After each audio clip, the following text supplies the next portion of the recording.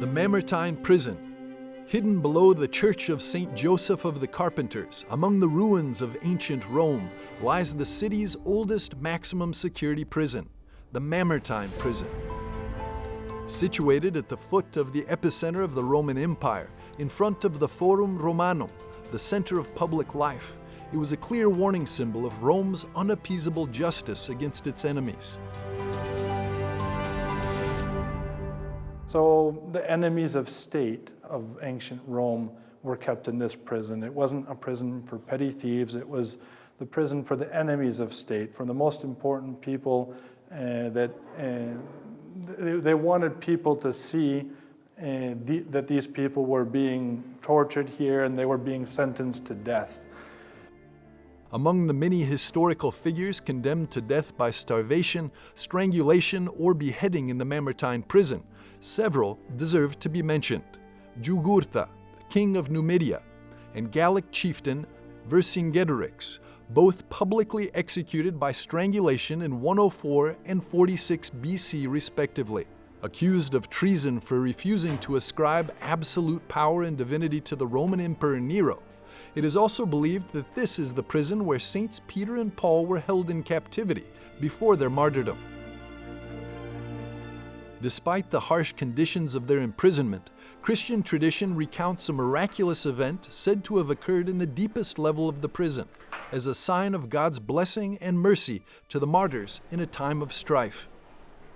For example, Peter was able to give witness to the gospel even here in the Mamertine prison. His own prison guards who were watching over him, he was able to tell them about the gospel. And they listened to his words, and they welcomed the message of the gospel into their hearts, and they wanted to be baptized, but there was no water with which to baptize them. So Peter would have had water spring forth miraculously, and he was able to use that water to baptize them. These prison guards, their names are Processus and Martinianus, and so they themselves became martyrs of the gospel. These two figures, we know about them ever since the Roman martyrology talks about them since the first centuries. And then at some point in medieval times, their stories are connected with those of Peter and Paul.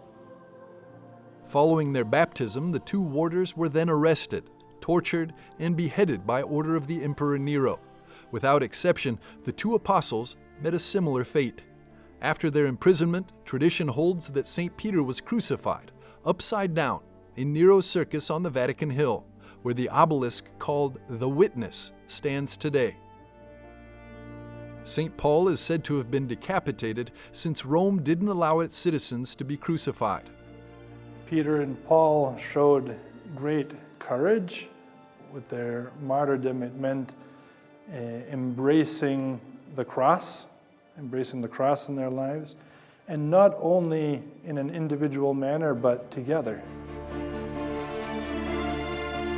Peter and Paul, who had very different personalities, different approaches, different charisms, still had a great respect for one another and wound up sharing together the experience of martyrdom here in Rome.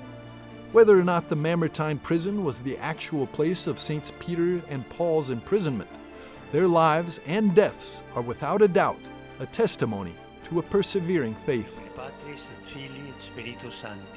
So the martyrs give us an example of great courage in standing up for what is right and just. And martyrdom is a gesture of great love. Peter, do you love me? Are you ready to give your life for me? So martyrdom is a story not only of standing up for what is true, but also of great love, of giving one's life over for God and for neighbor.